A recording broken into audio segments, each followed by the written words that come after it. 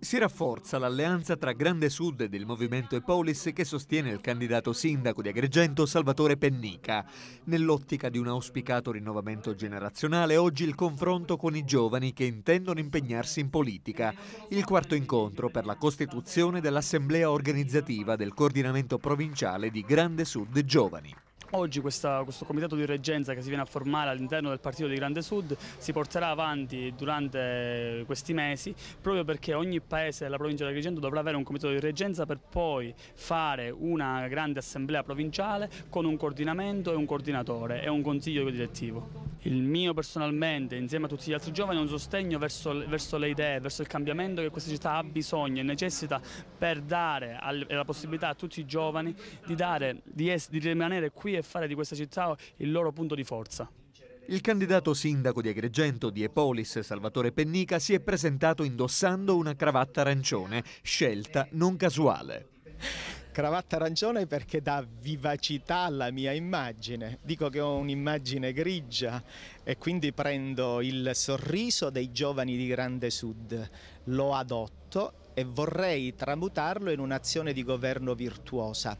Oggi sono stato invitato in questa assise dei giovani di Grande Sud e mi sono arricchito perché ho ascoltato indicazioni per una politica dei giovani. Ho detto loro però che imparerò di più a sorridere, però prometto poco e quel poco che prometto manterrò.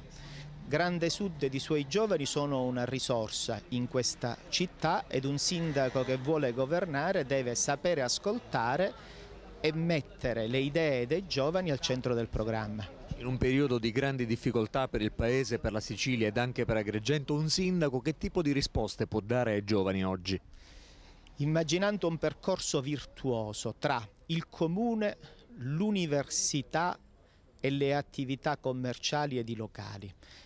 Urbino vive dell'economia della università. Ad Agrigento qual è la ricaduta in termini positivi della spesa degli studenti che frequentano l'Università di Agrigento? È una domanda. Il comune deve essere motore ed elemento centrale per cucire tra le attività commerciali, penso ai tanti pub, l'università e l'ente comune una economia che possa risollevare questa terra. Ad Agrigento il 34% della disoccupazione giovanile è un fenomeno elevato. Se dopo 5 anni riusciamo ad abbatterlo di 2-3 punti è già un grande successo. In questo bisogna avere umiltà e farsi collaborare. Sostegno a Pennica che prescinde dagli accordi politici pur legittimi. E il candidato ha affermato il leader di Grande Sud, il deputato all'Ars Michele Cimino, che meglio può governare Agrigento con un programma in grado di affrontare i problemi e dare risposte, a cominciare proprio dai giovani. Riteniamo che Totò Pennica sia un candidato voluto dal territorio, sia un candidato competente che saprà dare il giusto impulso sia a livello regionale ma anche a livello nazionale per risolvere l'emergenza economica e strutturale della nostra città. Perché vi siete staccati dalla cosiddetta grande coalizione? Ma noi abbiamo sempre detto al progetto della grande coalizione credevamo fortemente nelle ragioni delle politiche del territorio. Avevamo lanciato l'ipotesi del candidato Totò Pennica e speravamo che su questo candidato si potesse creare la condizione di una larga convergenza.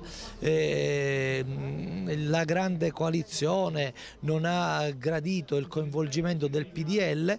Per noi di Grande Sud guardare al PDL o guardare al terzo polo è un percorso normale e naturale, non abbiamo delle preclusioni perché mettiamo al centro della nostra azione la città di Agrigento, la politica per il territorio, tant'è che il nostro slogan è Agrigento prima di tutto. Alla Regione è stato prorogato l'esercizio provvisorio, a cosa si va incontro a questo punto, cosa sta a significare?